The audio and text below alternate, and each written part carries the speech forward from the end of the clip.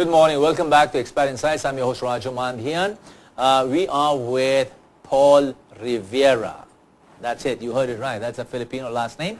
And this gentleman, American, Filipino, how do you call them? Kanos. Not Kanos. Mixed. Amboys. Amboys, that's the one. And he was born in Das Marinas, Cavite, and moved from Das Marinas to California, and is back in the country and doing very, very good. CEO and founder of Kalibrr, Paul Rivera. Welcome to ExPat InSights. Thank you for having me here.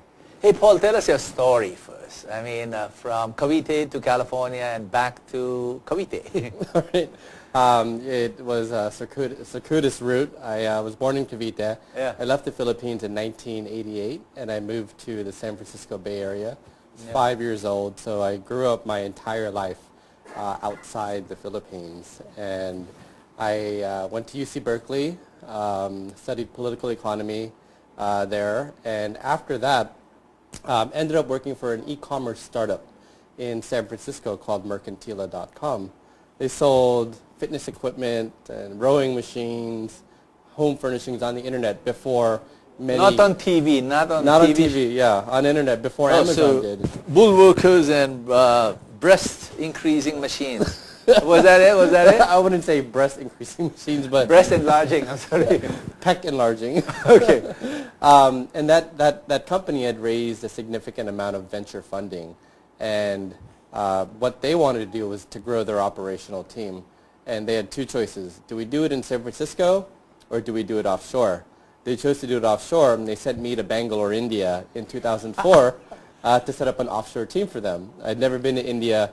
I'd never really worked with Indians. And you'd never left California? Yeah, I'd never left California other than a couple quick vacations. Right. And here I was in 2004, 21 years old, working in Bangalore, India, and hiring engineers, hiring product managers, really getting myself engrossed in the work culture there. I spent many months in Bangalore, India, and what I learned from that experience was the business of outsourcing and how it was beginning to change the world. It was actually the start of the world of outsourcing sometime after the opening of the last century. You know? Yeah, the early 2000s, it really hit its stride in India.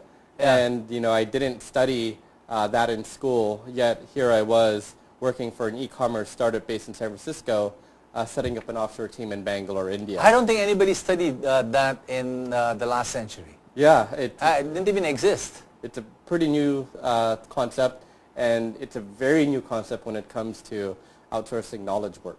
And that's what we're doing. So can I ask you, just to get an understanding, so when Mercantila split up its operations, what portion of their work did they put out in India? They essentially had 25 people in San Francisco, and they stopped growing that team, and we hired 100 people in India. So they didn't put out a portion of their business, they just expanded out in India. Correct. How did it impact their business? It allowed them to scale their business, scale their team without burning the cash that they would have burned if they scaled that team in San Francisco. It allowed them to leverage. They probably spent 1/5 of what they would have spent in the US of A that time, no? Yes. Great. So from Bangalore to Baclaran. So Bangalore to Fort Bonifacio. So Bangalore, I'm doing... How many years did you do in Bangalore? I was there for about 18 months on and off, back and forth. And after Mercantila, I spent 6 months at Google. I thought... In Bangalore, India? In San Francisco. Okay. I quit Mercantila. I went to Google. And while I was at Google, this was the best company in the world. It still is the best company in the world. And I thought I would be here for a while. Yet I only lasted 6 months because I was approached by a former colleague of mine who operated call centers in the U.S. for Citibank and AOL. He had an amazing idea to set up a call center in the Philippines. And he approached me because I had interned for him while I was at Berkeley. We had a good working relationship, and I was Filipino. So he was like, let's start this call center. Let's send you back home. Let's send you back home. I thought about it for a couple weeks, and I decided to leave Google. I was 24 years old. I've always wanted to be an entrepreneur, and the opportunity to be an entrepreneur in the Philippines was quite exciting. And I thought that if I failed as an entrepreneur, I could always try to go back to Google. So March of '07, I left Google. A couple days later, I'm in Makati, I'm in Greenbelt 3, I'm doing interviews at the Starbucks in Greenbelt 3, trying to hire my first batch of call center agents. So this is less than 6 years ago, and now you are CEO and founder of Kalibrr. Yes. Yeah. Before you tell me what Kalibrr is doing, 2 questions. How was the experience of coming back? Yeah. Yeah. The company that you formed, the call center that you formed, does it still exist? Yes. It does. It does. Open access BPO. We have a couple sites here in Makati, and we found it. What we did was we discovered a niche. And that niche was doing BPO call center work for Silicon Valley startups, where we had come from. My partner Ben and my partner Henry, we both came from the Valley, and I came from the Valley, and we began to leverage our relationships there and to bring business to the Philippines that otherwise would have gone to India. At that time in 07 and 08, the Philippines was a very unknown quantity in the world. Not many people knew anything about it, and if they did, it was often negative. So we had to sell the Philippines very, very hard against what was known, which was Indian outsourcing. And we began to successfully do that. And that was pretty dumb of them, I must say. Who? People who didn't know about Philippines. But a lot of people don't. You know, Still? There's a lot of, I think, ignorance, and there's, 200 countries in the world. Why do you pay attention to the Philippines? So tell us now, what are you doing with Kalibrr? Sure.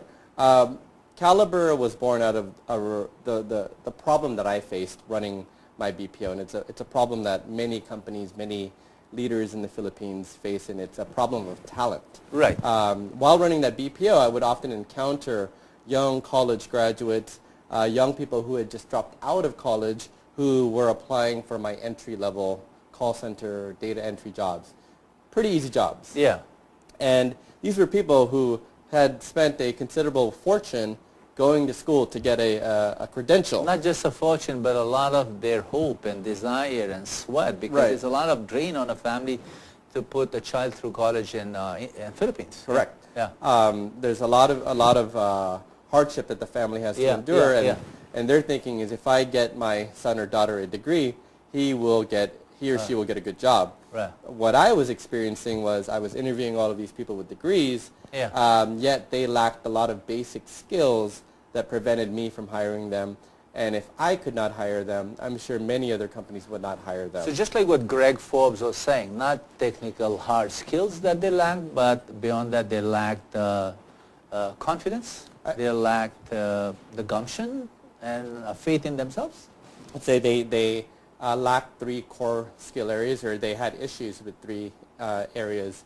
Number 1 was their ability to communicate in the English language in a business setting. And this translates into work in the sense that they can't write an email, for example. That doesn't sound like it's written by a foreigner. Number 2, they lack technical skills that prevented them from using a computer as a tool to do work. And number 3, it's the soft skills, the confidence, the gumption, the ability to work in a team, some very basic skills such as showing up to work on time. These 3 core skill areas are not just universal to the BPO industry, but really universal to success in the Philippines, right? If you can't speak English, if you can't use technology, and you don't have these soft skills, you're going to be pretty unemployable. You're going to end up underemployed. And that's what I was experiencing with these hundreds of young people over the years that I ran the call center, that what would happen to them if I didn't get them a job. They would often end up underemployed, working at an SM or a Jollibee with a degree, or unemployed and trying to go abroad or trying to figure out what they're going to do here in the Philippines. And so we wanted to fix that with Kalibrr. Tell me if my assessment is right. Today the BPO industry, in all its forms, employs about 700,000 people and more. And more, yeah. And more. Growing about 18% per year. Yet there's a bigger need for the talent, no? But out there, people without these specific 3 sets of skills, 3 sets of competency, there's thousands of them still out there. Correct. Yeah, of the same age, of the same physical capabilities, and they're working in retail, they're working in odd jobs. There's a lot of them. So it's a question of creating a mind shift of this available talent which is not yet skilled enough for this.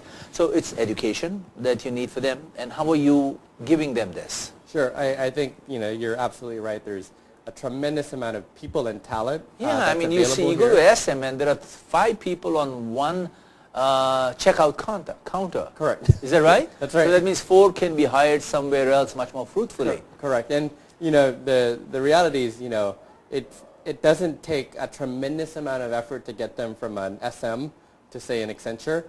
Depending on that person, it could be 1 to 6 months of intensive training. That's it. That's it. Maybe less, yeah. And maybe less. And, what we want to be able to do is give those job seekers a pathway to better employment. The way We are not putting SM down. We're not We are putting opportunity up. Correct.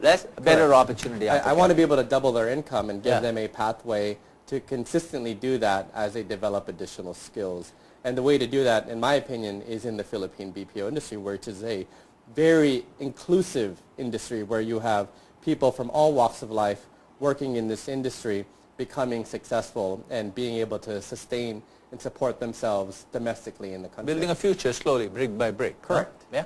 So what's your business model? What is Kalibrr, the design of Kalibrr, and how do they go through this funnel and come out a lot more competent? Sure. What I saw was the main way that people find and get jobs really around the world and definitely in the Philippines is they have a resume and they have a job description, and people are just applying to jobs and not really invested in the job that they're applying to, not really knowing what it takes to get that job. And that's true at the CEO level too. I'm thinking that's the same at the CEO level too. Look for a job and send in your resume. Right. And and when you think about the job board and the resume, that's pretty archaic technology. And as Greg was mentioning earlier, technology is moving very fast. Why hasn't technology changed the way people find and get jobs? And so that was my insight, was we wanted to transform the way people find and get jobs and the way companies find and recruit talent. How matchmaking happens. And the way we do the matchmaking is we take a job description, we reverse engineer the job description, we identify the skills that you need for that job, we identify the traits and competencies that are also important for that job, and we transform that into online assessment and online training to help a job seeker pre-qualify for a job. So rather than sending in a resume as an application, they actually have to begin to validate their skills on our platform to earn an interview. And what that does for both sides is it gives the job seeker a profile of what skills they have. It creates an alignment of needs and solutions. Correct. So that's the model. That's the business model. And we sell our technology and our platform to companies, and those companies then deploy the training and the assessment online so that they can recruit, assess, and identify the talent that they want to hire. So it's a paradigm shift in how recruiting should be done. So when you started up, you created the technology first, or did you have an idea on how long did building that machinery take? Sure. I think we've been at this for about 18 months now. And Kalibrr is 18 months old? 18 months old. Oh my gosh, I thought it's like years old. People are talking about it all the time. We're a startup. So, and as a startup, we don't have a model around the world to copy from, right? This hasn't been done before. Yeah. And so what we're constantly doing is constantly learning from job seekers and learning from companies the tools that they need to be able to solve the problem that we want to solve, right? Oh. So it means a lot of, the first 6 months of this year, working with thousands of job seekers to really understand the core skills that they're lacking. And it's, it falls around those 3 areas, and confidence really is probably the biggest single thing that they often lack. They often do have the skills, but they don't have the confidence to step up and try to use those skills in a setting like the BPO industry. You mentioned English as one of the required skill sets. Yes. No? But I'm thinking take any Filipino off the street and take any other nationality across the world. Man to man, apples to apples, I think the Filipino wins anytime. I agree. Yeah? I agree. So it's a very little tuning up that's required in that area. It really depends on the individual. Some individuals need some tuning on their pronunciation. Their P's sound like F's and their F's sound like P's. Yeah. And then some need a little bit more intensive English training. And that's one of the things that we're trying to figure out is how can we deploy that in the Philippines and not create it ourselves. And how many young ones have passed through? Sure. So it's going quite well. What we do is we sell our platform and our technology to the BPO industry. And what we're doing now is we're trying to get every company in the BPO industry to use our platform. How many clients do you have? We have less than a dozen. Yeah. I won't name names because they want to be... Starts with B and C and A. Yeah. And when we were focused on the job seekers, we helped over 100 of them in a 2-month period go from a period of unemployed to employed. 60% of them only had a high school degree. 90% of them either had a high school degree or were a college dropout. And so I think through the technology that we built, the curriculum that we deployed, and the inspiration that we delivered, we were able to help over 100 people transform their lives. These people, without us, would probably not be working right now and would not be active contributors to Philippine society. It's still a small step. It's still a small step, yeah. And you need to take these small steps to be able to figure out how to do it at scale. So, Paul, go bigger picture. What are you doing for the country then? You talked about social innovation, no? How do you see this transforming the country we live in? Well, the country is already transforming. The world is coming to the Philippines. Yeah. It's a phrase that we often like to say, and it's true. You have not only multinational companies coming here, not necessarily to set up offshore operations, but to set up their second office, their third office, a core part of their operations. What I also see are technology companies and startups coming here to scale and grow their operations. Very similar to what I did in India, a few years ago. I'm seeing that now happen in the Philippines, and this country, the government, the institutions need to be ready for this wave because we have a window of opportunity where the world really wants to be able to work in the Philippines. The people need to be ready for these opportunities, and the way they need to be ready is with the right skill sets. So we want to be able to make sure our technology can be deployed aggressively throughout the internet, so that people can find these opportunities while they're here. You're saying that what you're doing will fill up the disrupt between institutions and industry, yeah? And you're saying the institution should be ready, exactly what Greg said a while ago, no? Mm-hmm. Now, what are your recommendations, specific steps to take for institutions and people to be ready to adapt what you're putting out? Take the higher education department or colleges, universities out in the province of Dumaguete, which is a nice place, for example. Yeah, and you see the BPO industry extending into the provinces. There are BPOs in Dumaguete. We don't aim to replace college education or high school education. What we aim to do is to augment that education that you get with a skills-based training and assessment platform driven by the needs of employers, so that you're only learning the skills that you need to be able to get a job that you want. And the way we want to be able to work with schools and universities is we want to be able to inject ourselves into the career offices of these universities. Not in the curriculum, which is which takes a long time to approve and design, but just in the career counseling area. Yeah, because the internet is not necessarily policed by anybody, and CHED has a very strict stranglehold on what curriculum should be taught in university or in a school. And if we can deliver it online, then I think we can augment it without having to go through the things that you go through in the Philippine government. Makes sense. That makes sense. Any progress in that area? You'll see something early next year. And so no shaking hands with any school yet. And I think there's the opportunity with the schools, and there's also opportunity that we see with OFWs, especially OFWs that are returning back from abroad and who want to work in the Philippines but have challenges doing it. you're going to hear from us next year with movement on both fronts. So Paul, now tell us, what are your dreams for Kalibrr and yourself? Because you can't be separated, right?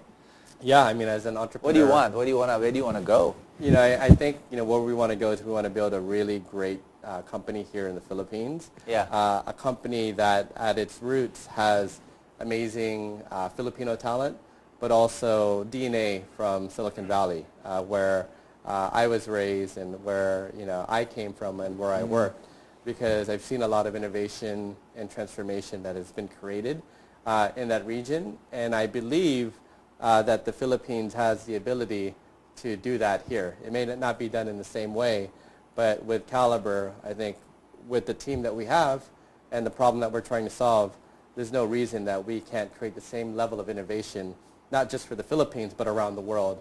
And that innovation is around helping people get jobs. So duplicate the culture, the Bay culture a bit here. A little bit, yeah. Yeah, I don't think you can completely duplicate it, but you can take the best elements of risk-taking, which is a very big thing there. The fear, lack of a fear of failure, and the optimism. Those are cultural elements of the Valley that I want to be able to instill, not just in Kalibrr, but in the people of the Philippines, right? I think people here can be a little bit more daring. They can be a little bit more optimistic, and they should be a lot more confident about where this country is going, and we want to make sure that they're prepared for these opportunities. So you're saying kind of making a little more, injecting a different culture into the existing culture. Any structural changes that might be required in the country, you think? I mean, there's many structural changes that can be made in this country and I think the biggest one is really the opening up and the liberalization of the economy so that there is more competition in all industries.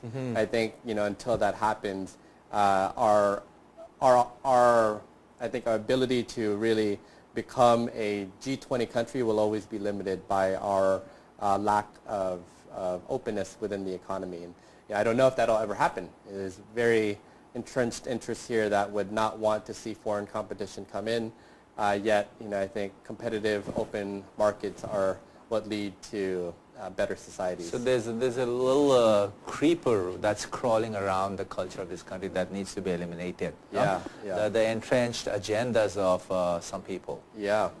All right, Paul, thank you very much for being on ExPat InSights. And if you want to announce Kalibrr and invite some more people to sign up to study under Kalibrr, that's your opportunity. Otherwise, salamat, Paul. Thank you so much. But you can make an announcement to your people if you wish. Sure.